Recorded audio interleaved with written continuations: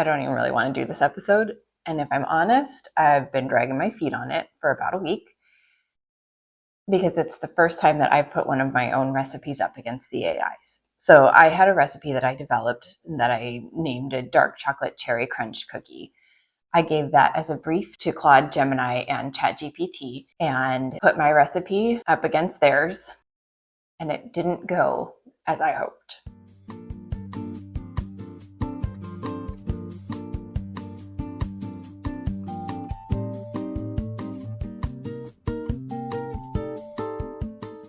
If you're new here, the premise of the channel is pretty simple. I give 3 AIs the same recipe prompt. I bake exactly what they give me. I offer the results to a blind taste test panel, and they give me their opinions on the results. If this sounds like something you'd be interested in following along with, feel free to like and subscribe, or leave any comments that you might have on the content that you see here. So before we get into the actual tasting, I want to go over 2 different things that are going to be different this episode from previous ones. The first is how the tasting went. So each episode, tasters rank each recipe based on taste, texture, and smell. They write some words to describe the main flavor and the actual cookie itself. In the past, they were selecting just one recipe, and this time I had them rank them number 1 being their favorite, all the way down to number 4 being their least favorite. The hope in doing it this way is that we'll have a little bit more nuance in the data. And in order to score that data, I'm using something called Borda points, where the number 1 top pick cookie will be 4 points, the second pick will be 3, third pick will be 2, and fourth pick will be 1. So every taster is going to have a different total score based on their ranking. The second change is that there are 4 cookies this time, because I've included my own recipe in there. The prompt this time was, write me your best dark chocolate cherry crunch cookie recipe. And as you can see, there are very different interpretations of what that meant. Claude and Gemini both started with a chocolate-based dough. ChatGPT and I started with a vanilla-based dough. Cookie A is Claude's. It came back with a recipe that I would say is technically ambitious. It had brown butter, 200 grams of dark brown sugar, Dutch processed cocoa, and dark chocolate chunks in the dough. So 2 sources of chocolate, plus espresso powder, dried tart cherries soaked in kirsch, and fouilletine folded in at the end for crunch. Fouilletine is basically a thin waffle cone flavored cookie, and it's crumbled up into flakes. This recipe specified a 24-hour chill.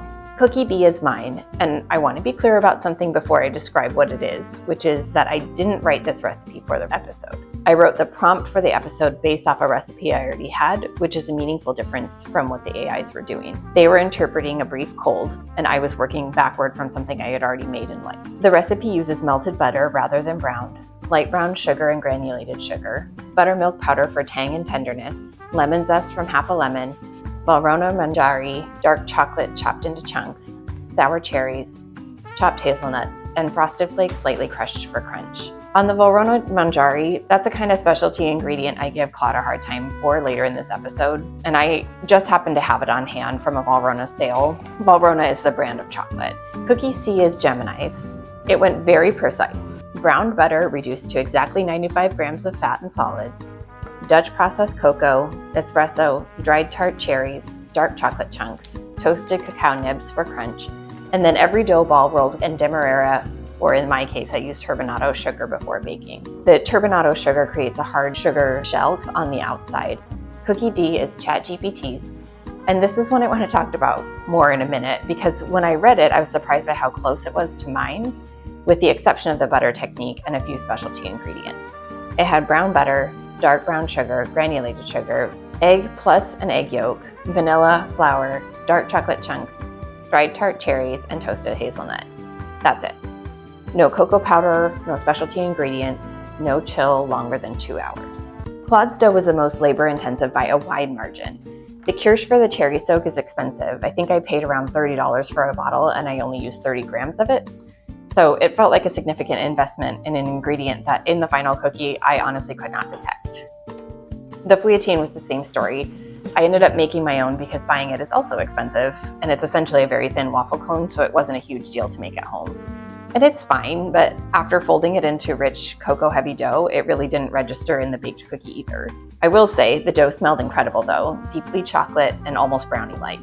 Gemini's dough had a smell I wasn't expecting. The cacao nibs gave it something almost wine-like and pungent and slightly fermented, which was an interesting thing in the bowl and a little unusual.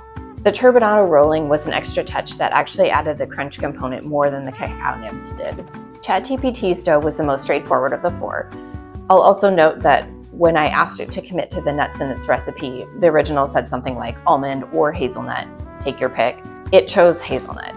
And my dough came together exactly as I thought it would. And I tasted my dough alongside ChatGPT's dough, and despite their similarities, I really thought mine had an edge. With the lemon zest, the buttermilk powder, the espresso powder, there was just a little more oomph to my dough that made me feel really confident about what would transpire in the tasting. That confidence did not survive once I looked at the scorecards. There were 24 tasters this time. We had 8 males and 16 females, ages 11 to 78, and they were all neighbors, family, and friends, and they came into the room. We had cookie A, cookie B, cookie C, cookie D, and I gave them a scorecard, showed them the prompt, and they went to town. They scored each cookie on taste, texture, and smell from 1 to 10, wrote one word to describe each, named the main flavor they tasted, and then at the end ranked all 4 from first to fourth. First place means you liked it the most. I held this tasting in the lobby of my building because I wasn't sure if I had enough friends invited to complete a full tasting, and so I figured I'd be able to grab some people coming in and out of the lobby. But as it turns out, all of my friends came, and once folks from the building saw what was going on in the lobby, curiosity took over. Plus, I had booze and non-alcoholic beverages, and it turned really into like a party atmosphere, which was super fun. I just don't know how much that would have had an impact on the results. Across taste, texture, and smell, Claude's cookie led on composite score at 7.94. ChatGPT came in at 7.82, close, but second, and Gemini was at 7.12. Sadly, mine was at 7.09. So on the math, Claude won, and specifically because of smell, its smell average of 8.24 is the highest smell score of any cookie in any episode of this show. The cocoa, the espresso, the brown butter, the chocolate, that dough smelled as good to the tasters as it did to me. But composite score isn't the only thing that's tracked here, and it's really not the main story. When you look at the board of points, the ranking-based score, where first place is 4 points and last is 1, the order changes. ChatGPT came in at 71 points out of a possible 96. Gemini had 58, Claude had 56, and mine had 55. ChatGPT didn't just win the room, it won the room by a margin that is, as far as this show goes, unusually large. 9 of 24 tasters ranked it first. Its want-again rate was 79%. So the cookie that won the composite math and the cookie that won the room were completely different recipes. Claude's composite win came with an only 51% want-again rate, which is the lowest score of any of the cookies throughout the whole tasting. Almost half of the room said they wouldn't want to eat it again. So just because a cookie scores beautifully on a 1 to 10 scale, it can still not be something that you want to reach again for a second time. And I think that tension has never been more visible than in Claude's score this go around. Something also happened in the tasting that I want to explain because it affected both mine and ChatGPT's cookies, and it's worth understanding. 14 tasters described my cookie's main flavor as peanut butter or nutty or some variation of that. Peanutty, macadamia nut, something they couldn't place. My recipe had 60 grams of chopped hazelnuts, and ChatGPT's has 80 grams. Both cookies got the nutty identification. Hazelnuts can read as peanut butter to a lot of people because without context, the human brain is going to default to its most common nut, which in the States I think is probably peanut. When I looked at my ingredient list, hazelnuts, frosted flakes, no cocoa powder in the base, I'm not sure that my recipe is actually a dark chocolate cherry crunch cookie in the way the prompt asked for. I think it might more accurately be a chocolate cherry hazelnut crunch cookie, which is a slightly different brief, and I wonder now if entering it as a different prompt would have changed how it compared to the others. Before I came, because it was so good. Yes, I love you too. But, oh. The words tasters use to describe each cookie are always my favorite part of these experiments. Claude's cookie generated almost entirely chocolate language. 20 of 24 tasters said chocolate in some form was the main flavor, and the descriptor words were things like rich, brownie, dark, fudgy. The dough smelled like it, the cookie tasted like it, and the room recognized it.